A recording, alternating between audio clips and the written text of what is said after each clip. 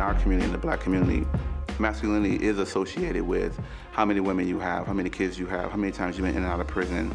You could not look at him and say that being intelligent was a contradiction to being black and male. There is a bit of 50 and a Barack in every black man. 50 Cent had no chance of winning in the realm of hip-hop. Hip-hop, movies, all sorts of other things have been active in the process of making that image the dominant image of black men in the United States.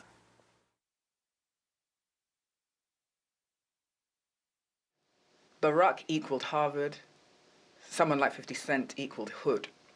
Hood equaled virility. Harvard equaled impotence. And it made me think about the way manhood had evolved in terms of blackness over a period of time and how dangerous it had become. Gangster rap had begun to shape the definition of black manhood to the degree that it made, certainly I think, middle-class men lose their place in manhood in the eyes of women. Not in a real sense, but in terms of the media image. Because everywhere you went, the image of manhood in every form of creative media came out of that 50 Cent mold. If it wasn't thugged out, then it wasn't manhood. And for too many of young boys, both here in the US and certainly in London, there aren't those male figures, so then all they have to define manhood is what comes out of the small screen or what comes out of a magazine or what comes out of a hip-hop video. The beauty of the presence and the emergence of Barack Obama isn't Barack Obama, it's Michelle Obama. Because in Michelle, for black women, there was an affirmation of their strength could still find them a great guy. We as white men who very seldom have any real relationships with anybody who's not white, particularly black men, right, believe that black men are what we see in the movies. We believe black men are 50 Cent. 50 Cent is a man who controls people by fear. This is a man that we are all supposed to be afraid of. 50 Cent will come up in here and shoot all of us, take all the valuables in the house, take whatever money we have on us, credit cards, cell phones, all of that, right? This is how 50 Cent makes his living.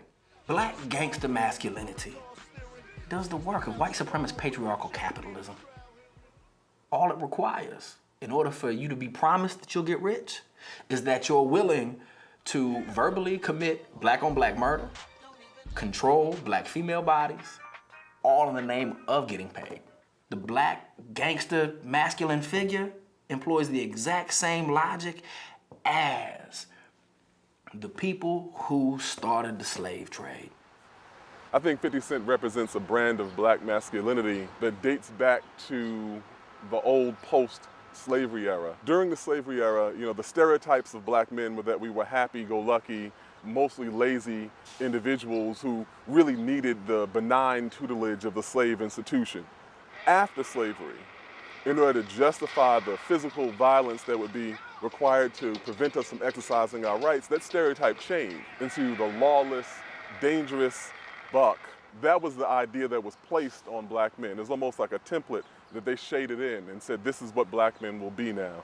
Barack Obama is exploding the very facile and simple notions we have of what it means to be a black man in this society, whose intellect is one of the foremost things that you will notice about him, who is the antithesis of the angry, out-of-control Negro. When we look at someone like 50 Cent and we read the background, you know, someone born into a drug-connected family, fatherlessness, loss of his mother at a young age, being involved in the drug racket himself, we don't anticipate that being someone who can figure out a way to maneuver through the corporate machinations of the music industry and then take that into advertising, brand marketing, and all the things that he's done.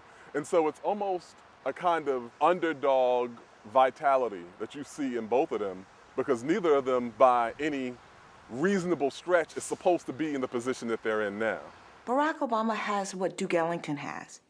This elegance that almost in a ninja-type way avoids ugliness with style. When he puts his hand in his pockets and rolls up his sleeves, he still looks fresh. He looks like he has on a crisp shirt every time. His athleticism is important, and it makes you feel like he's fit and ready. There are so many black men that get up and put on a tie and go to work, and then on Saturday or at the club, they're more like 50.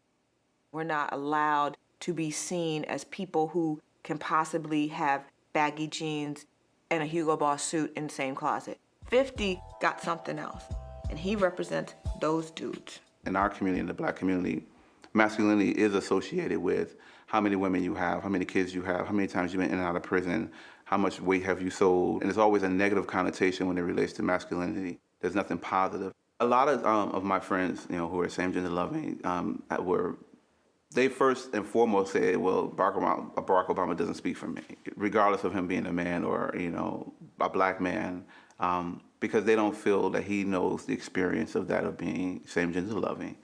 But my concern and question was, well, he's first and foremost a black man in America, and that is what you are. So when people see you, they don't see gay, they see a black man. People should be treated equally on the basis of race.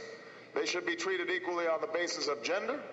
And they should be treated equally on the basis of sexual orientation. It shows his intelligence. It shows his reverence for tolerance, understanding, and also equality. All those things play a part of what someone is as a man as far as it relates to their masculinity. Power in America has always been about aggressiveness, what you can take, what you can control. As long as we survive, the survival of the fittest, that's American manhood, manifest destiny. That's what American manhood is. If we define manhood in America as dominating, as being in control, as having power, as taking over, then Barack Obama to some people is becoming successful using that context. But some people may not even agree that that is manhood, period. Barack Obama comes from a different class, a different cultural upbringing than 50 does. He had different things available to him and resources available to him that 50 did not have available to him. To me, if Barack Obama was being a real man, he would continue to maintain who he is. He would continue to love his family. He would continue to hit the fist with Michelle Obama because that's something that they do. He would represent his community, who he is, his ideals, what he feels for real. And he would use his power and resource to take care of the world. And that's what men do. To 50, he's been a part of the people who didn't have for a long period of his life. And the people that are around him have also been that way, where in order to get anything, you have to fight or die or kill to maintain in these communities. He is an image of somebody's imagination of what African-American men are supposed to be. So 50 is probably a whole bunch of different things. I know black men for real. I don't just know them through the movies or through a rap tape. And I know these men to cry, to love their families, to want to be successful, to be afraid, to have every human emotion possible, and to be weak and vulnerable, but at the same time to be dangerous and strong. I know these type of brothers, and I know 50 is that kind of guy, and I know 50 has to do the things that he thinks he has to do in order to be successful. The problem is 50 can only be rich and be successful as long as he represents that part of what a man is. As stark a contrast as you find between Barack Obama and 50 Cent in terms of their personalities, in terms of what they present about black manhood and black masculinity, there is a commonality. These are black men who are playing in a game that was not designed for them. And they are playing in a way that has allowed them to be successful against great odds. 50 Cent, the ultimate gangster, recognized George Bush as gangster. Game recognized game. If you have the ultimate thug, calling the president of the most powerful nation in the world gangster due to his behavior in office, right, of all places, I think it becomes very clear that there are some real strong parallels between this black thug masculinity and what successful white masculinity is.